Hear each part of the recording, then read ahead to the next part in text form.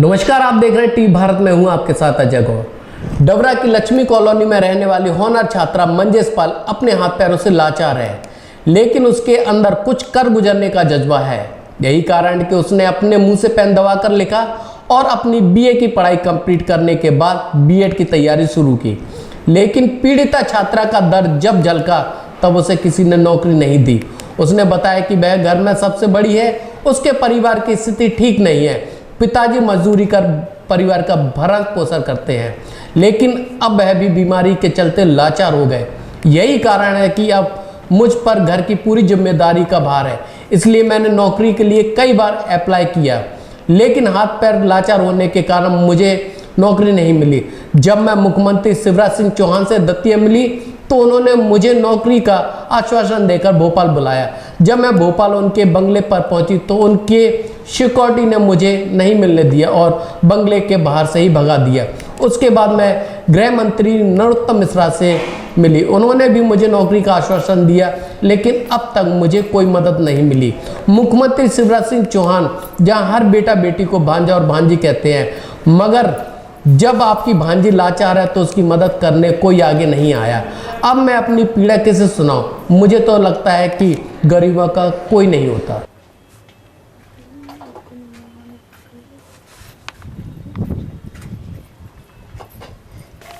बेटा क्या नाम है? मेरा मंजेश बघेल नाम है और मेरे माता पिता बहुत गरीब हैं और मेरी माँ भी विकलांग है, मेरा छोटा भाई है वो भी विकलांग है और मेरे दोनों हाथ पैर खराब हैं।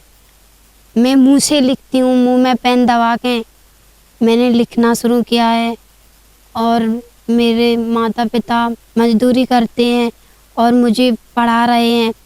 मेरे माता पिता ने बहुत मजदूरी करी है, लेकिन पिताजी पे अब बनती नहीं है मजदूरी और बहुत ही हालात ख़राब है। मेरी फैमिली का पालन पोषण नहीं हो पा रहा है। मैं बीए फाइनली कर ली है, मैंने बीएड की तैयारी कर रही हूँ।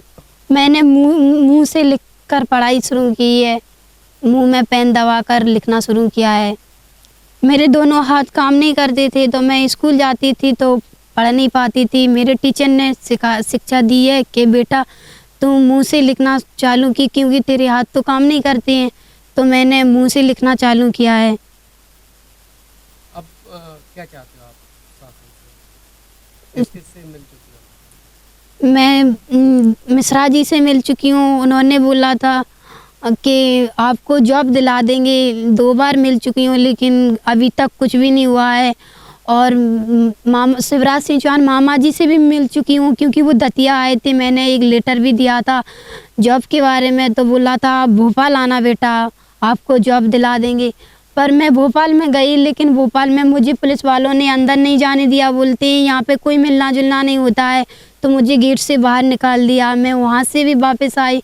मेरी बहुत परेशानी है, मैं चलने में दिक्कत आती है और मैं चल नहीं पाती हूँ। मैं सबसे बड़ी घर में सिस्टर हूँ, तो सारा भार बोझ मेरे ऊपर है, क्योंकि मेरे माता पिता मेरे सहारे से बोलते हैं कि इस पढ़ लिख जाएगी तो हमारी फैमिली का पालन पोषण भी हो जाएगा। लेकिन मुझे शासन से अभी तक कुछ भी मदद नहीं मिली है।